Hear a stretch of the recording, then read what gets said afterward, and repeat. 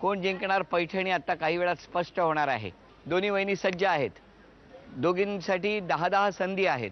समोर जाऊन काही अंतरावरती मिस्टर उभे राहणार आणि मग खेळ सुरू झाल्यानंतर एका वेळेला एक फ्लाइंग डिश अशी टाकणार आणि वहिनींनी कॅच पकडायचा आहे।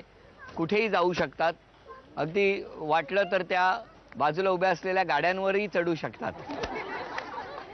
ज्या वहिनी 10-10 संधींपैकी जास्त गुणसंख्या करणार, ज्यांचे झेल जास्त होणार, त्या ठरणार आजच्या भागातल्या होम मिनिस्टर, ज्यांना मिळणार आहे पैठणी। चला ते आता बघूया, एका वेळेला एक वहिनी उभ्या राहत आहेत।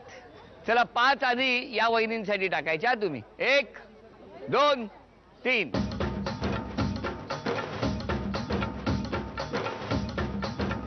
1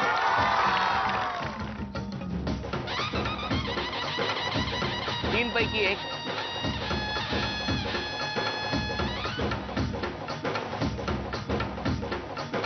सुर्वे वहिनींची गुणसंख्या आहे 2 आतापर्यंत आणि आता गायकवाड वहिनी बघूया 5 पैकी किती गुणसंख्या करतायत। 1 2 3 हो सावकाश।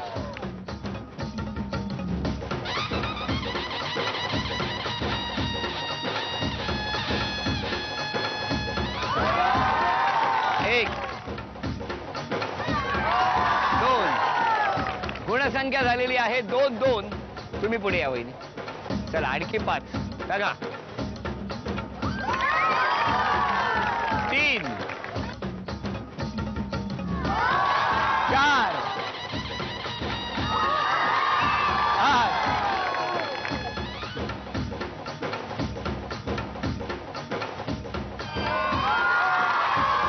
6 टाका।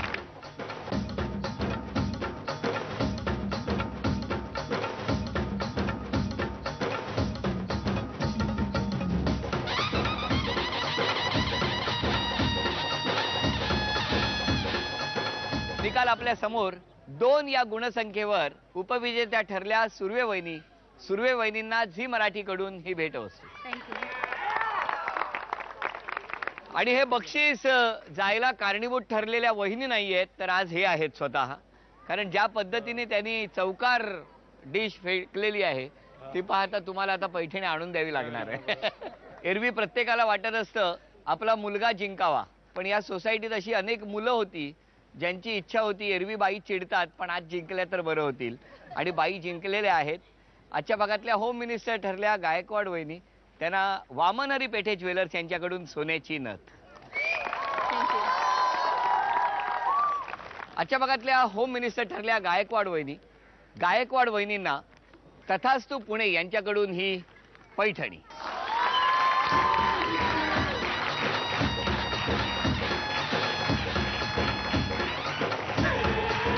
बेस्ट नगर अंकुर सोसायटी इथे अत्यंत उत्साहामध्ये आणि लहान मुलांनी केलेल्या सहकार्यामुळे अधिक शिस्तबद्ध वातावरणात झालेला आजचा भाग इथे संपतो आहे। पुन्हा भेटूया अशीच एक पैठणी घेऊन पुढच्या भागात। नमस्कार।